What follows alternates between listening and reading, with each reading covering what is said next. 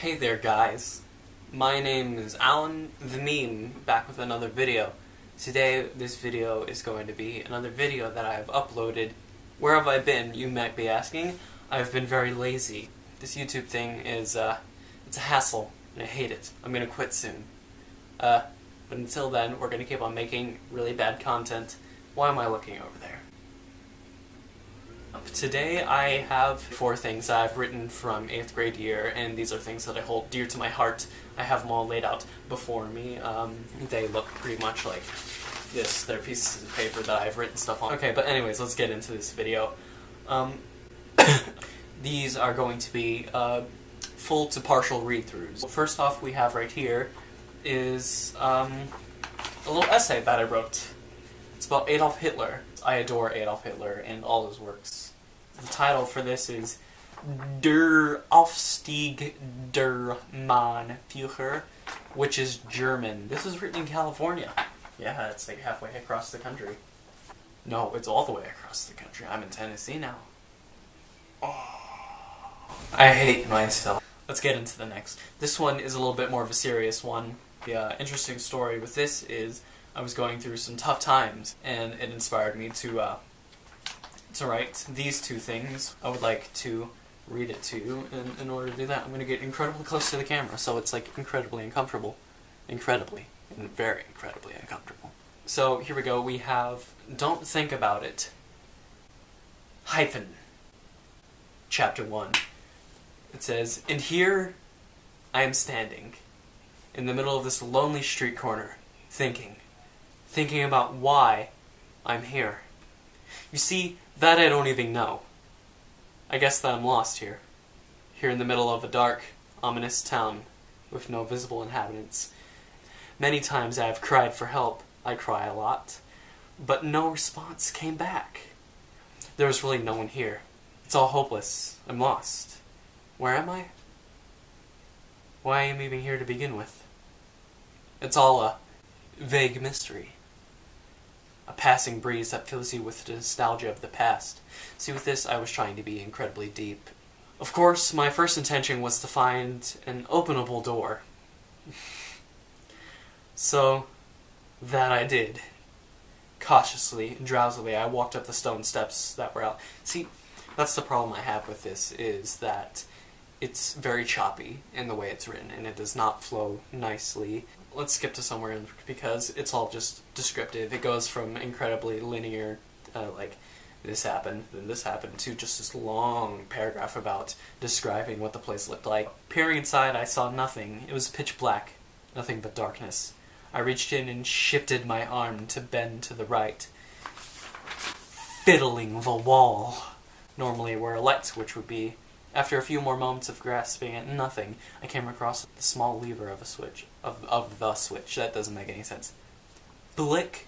Onomatopoeia right there. Write that down.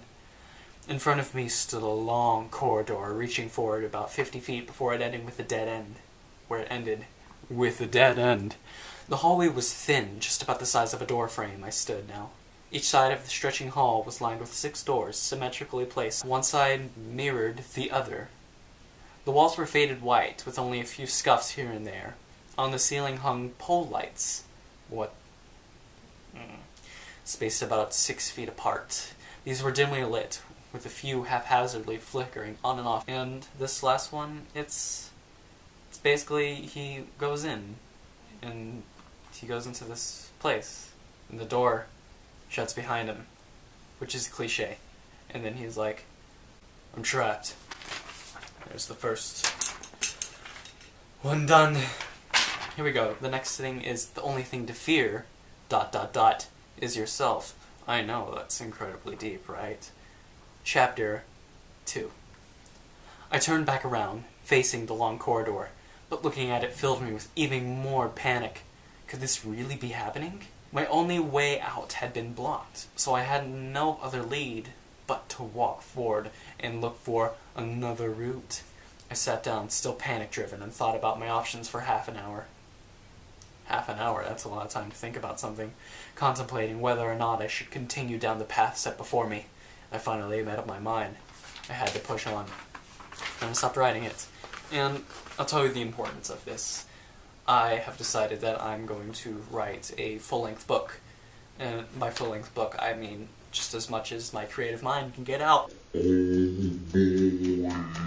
This is what I'm basing it off of. I want to go for the same bare bones as this, just way better executed. I've started on it. Believe me, I have started on it. I've only written about a page's worth of actual material. Let's go on to the next one. And you see this one right here. This one right here is amazing. This one is absolutely amazing. Yeah. This one is only a measly 2 paragraphs long. I sat across the table from her. We decided that one night to dine at our local McDonald's for our romantic dinner. She looked beautiful, for she wore a hoodie that said, "I hate men." Her name was Alexington Harvard, and she was the prettiest girl I knew. I ordered chicken nuggets, while she ordered a Big Mac. Personally, I was disgusted. I was disgusted by her choice, for I hated the Big Mac. I viciously smacked the sandwich out of her hand and told her to go back and order chicken nuggets. And this is what I would consider an abusive relationship. Never smack your significant other's sandwich out of her hand and tell her to go order chicken nuggets. That's a really mean thing to do. I do not advocate for that. Thank you. Just a little disclaimer to put out there. When she arrived back, I said, "You have great taste in food." I'm a smartass. That's all I am. And I take great pride in it. Thank you very much. She frowned at me with a deathly stare and said, "I hate you." With that response, I leaned over the table and punched her. "I hate you." She again frowned deeply, this time with an even more furious look. I sat down happily and ate my nuggets while she stood there, and I had a large, smug grin. Then suddenly, Mr. Quinn ran into the McDonald's and yelled, "No homework tonight!" He again, just as swiftly, ran out. Lexington finally sat back down and picked up a nugget. She, took, one, bite. Then the world blew up. The end. You might be wondering who Mr. Quinn is. Mr. Quinn was my 8th grade English teacher. I'm sorry that I had to put you through this, but it's been a very fun time. Thank you so much for watching.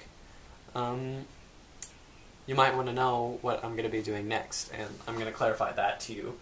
Okay, so the next video that's going to be coming out, I'm doing a review. It is a book review. It's called The Depth.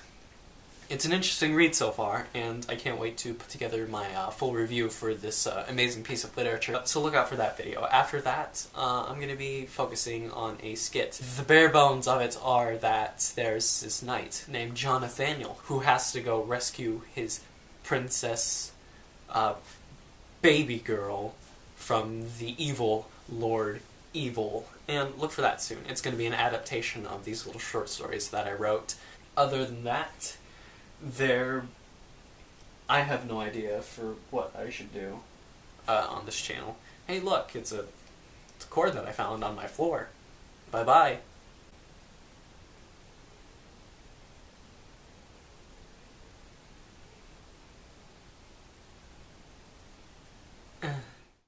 Yeah! Oh, yes, boy. Oh my goodness, boy, Boy, that's... that's... Boy, that's... Oh my goodness, boy, yeah. that's... Yeah! Oh, boy, yes. that's... Ooh.